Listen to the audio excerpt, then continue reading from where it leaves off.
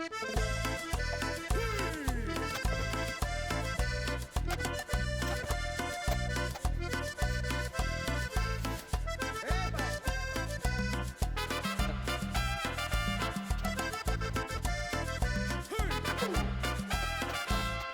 me echen la culpa a mí por tener la esperanza de un mundo sin sufrir y más cumbia mexicana. No me echen la culpa a mí por tener la esperanza de un mundo sin sufrir y más cumbia mexicana.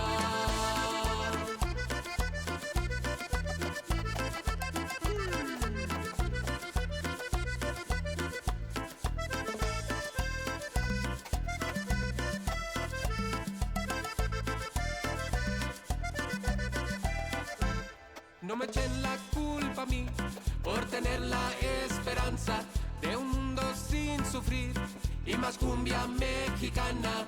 No me echen la culpa a mí por tener la esperanza de un mundo sin sufrir y más cumbia mexicana.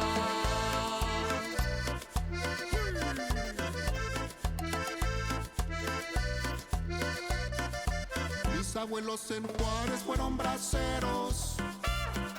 Mis tíos en Odessa son petroleros. Los tíos de Ojinaga son aparceros. La familia en Califa son jornaleros.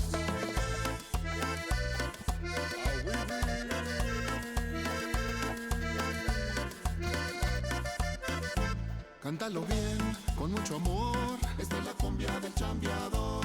Báilalo bien, puro sabor, porque el obrero goza mejor.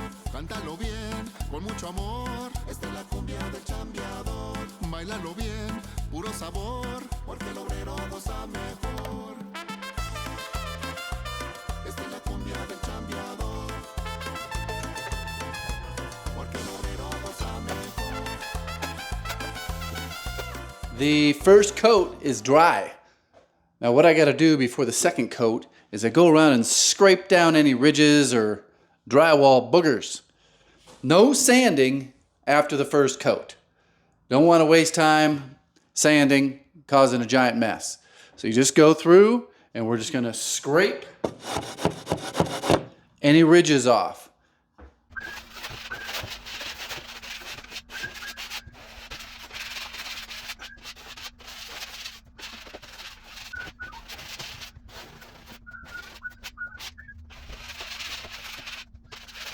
So that was pretty easy, not too much scraping.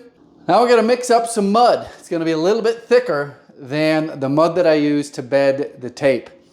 So what I usually do is grab what's left over in my bag and I cut the underneath side and I let it fall into the bucket. Now there are crumbs, I call them drywall crumbs. See all that? You don't want that in your bucket. And what I have found is that when you cut the bottom, the clean, wet drywall plops right down into the bucket. And if there are crumbs up here, they kind of get stuck on the side of the bag. You guys got any questions? Feel free to drop them in the comments down below the video.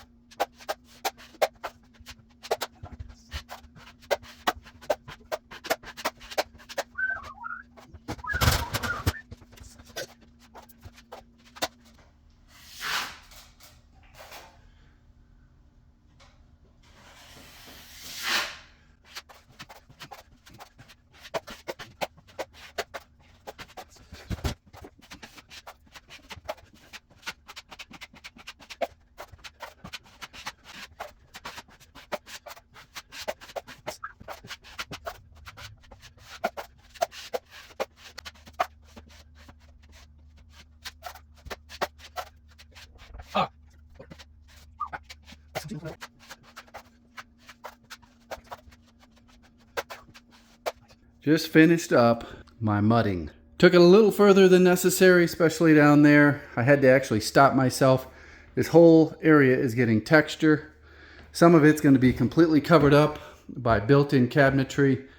That's why I didn't really mess around with this back wall or this whole section here. It's all going to be completely covered by wood. Floor to ceiling. I'm going to get a fan on this and hopefully I can sand in a few hours this evening. Got a mess to clean up, and then texture, then prime, then paint. Lot of steps. I got a few tips to pass along to make this a painless process. First one is the shop vac bags. This is the medium size. This is gonna go inside your shop vac, catch all the dust. The next is this attachment. I've had this for years. I don't even know if it has a brand. If I can find it, I'll put this link down in the description. And it uses sanding screens. I'm not sure if you guys are familiar with that. It's not sandpaper, it's see-through. So you can suck the dust. This really, really keeps the dust down. I do a lot of wall repairs in occupied houses, and this here has come in handy. It's not really necessary here, but if I was not going to use this, I would have to tape that wall off and probably put a fan to make sure there was a vacuum and no dust was going out into the house. So these here are butt joints. And you kind of float them out further than you need to do these bevel joints here. But these bevel joints, I kind of floated out into the butt joints a lot of area, because I got a butt somewhere right around here. It kind of flows all up in here. So this is all got built out so that you sand it, you don't see those joints. You see there's a camera really doesn't pick this up well, but there's a few little lines in it, like this little thing. Oh, just flaked right off of my finger. There's another butt joint right here. And back there, it's all getting covered up. This one here had some shrinkage. I may have to hit this a second time. Shrinkage. Can you see that? This didn't look like this when I went over it, but certain joint compounds with the higher glue content and the harder surface will shrink.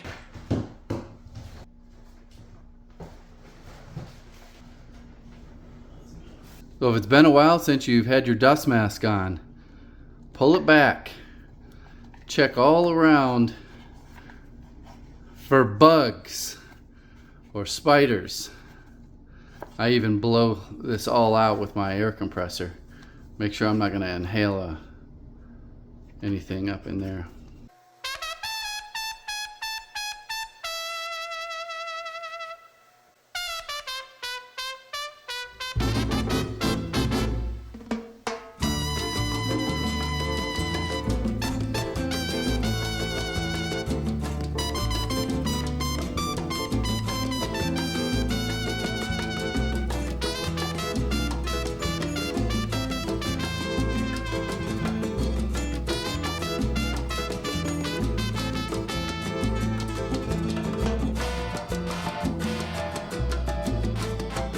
It is time to texture these walls.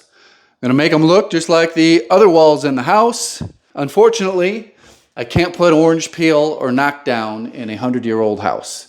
So I've got to match what's already here, and that is skip trowel. In certain regions of the country, this is considered an expensive, high-end wall finish. Smooth walls are boring and nobody likes them.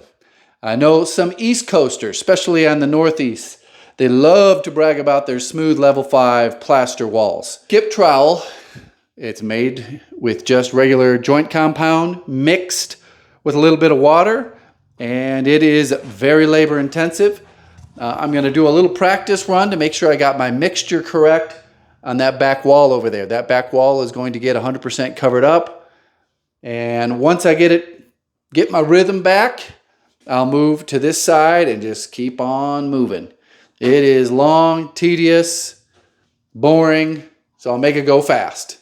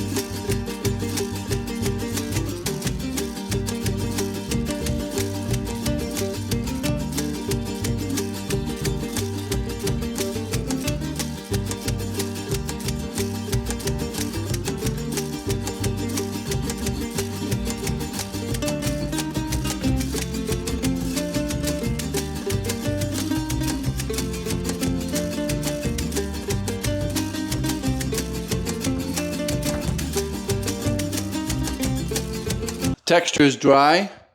We're still not done. I still can't paint.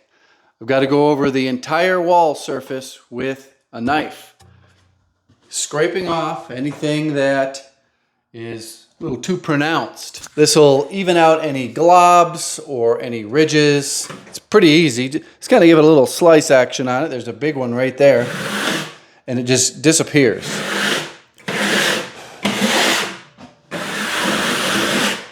This is also going to help this texture match the rest of the house. The other texture is about 100 years old and has been painted many times over that 100 years. So I can't have fresh texture. So I've got to dull it down, soften the edges as much as I can. I mean, there's really no way to replicate 10, 15 coats of paint over 100 years. Start with a scraper. I've got a medium sanding sponge that I may go over it again. Don't want to get too crazy with the sanding sponge because I don't want to fill this entire room up with dust. I'm going to bring you down close and show you exactly what I'm shaving off. It's real easy. Hopefully you can see this. When you're looking at white walls on camera, it doesn't really come out well.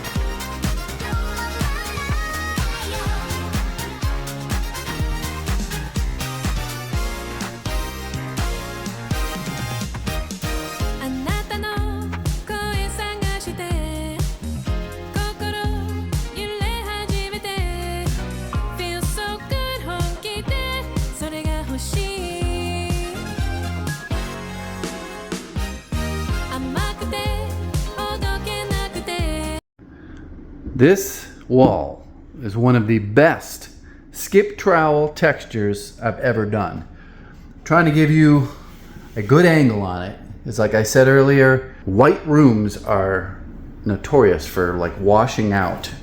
You cannot see on camera what you can see with your eye. This wall here was the original house over here. Then there's a bedroom in there, and then the garage wall was right here. 1, 2, 3 different structures are now all together. And I don't know how it happened, but this wall is straight, perfectly straight.